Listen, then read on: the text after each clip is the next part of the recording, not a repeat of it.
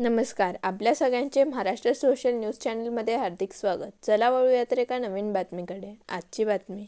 धुळे महापालिका निवडणूक निकालानंतर प्रभाग 12चे विजयी भाजप उमेदवार प्रतीक करपे यांच्या घरावर हल्ला झाल्याची घटना घडली. भाजपच्या विजयाच्या जल्लोषादरम्यान काही समाजकंटकांनी हा हल्ला केल्याचा आरोप माजी महापौर प्रदीप करपे यांनी केला आहे. या हल्ल्यात 3 जण गंभीर जखमी झाले असून आझादनगर पोलीस ठाण्यात गुन्हा दाखल करण्यात आला आहे. घटनेचे सीसीटीव्ही फुटेज समोर आले आहे. काल धुळे महानगरपालिकेचा नगरसेवक पदाचा निकाल जाहीर झाला.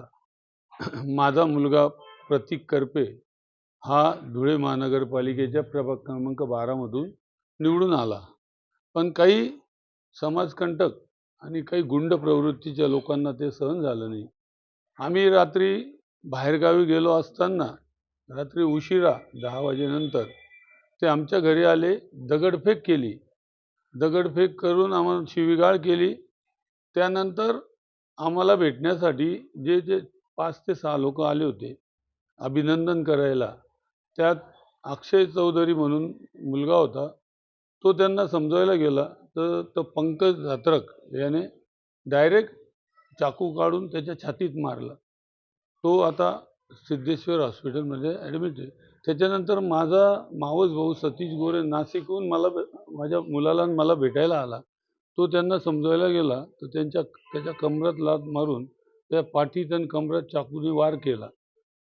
आणि गोरक्षक दीपक पाटील हा सुद्धा भेटायला अभिनंदन करायला आला असताना त्याने खूप समजवायचा प्रयत्न केला, पण त्यालाही पाठीत चाकू मारला. ही मुलं हे सिद्धेश्वर हॉस्पिटलला ॲडमिट आहे. एकाची तब्येत सिरियस आहे आणि खूप गावगुंडासारखं ओरडून दमबाजी करून शिवीगाळ करत होते.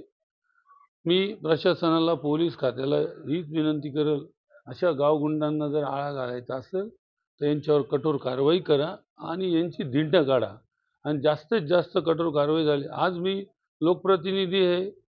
माझ्या घरावर असं होत असेल तर सामान्य जनतेचं काय? सामान्य जनता सुद्धा याच्यातून खवळलेली आहे. तर परत मी प्रशासनाला आणि पोलिसांना विनंती करेल की कठोरातली कठोर कारवाई त्यांच्यावर होईल. बातमी आवडल्यास चॅनलला लाईक व सबस्क्राईब करा व दररोज अशा नवनवीन बातम्या पाहण्यासाठी चॅनलला फॉलो करा. धन्यवाद.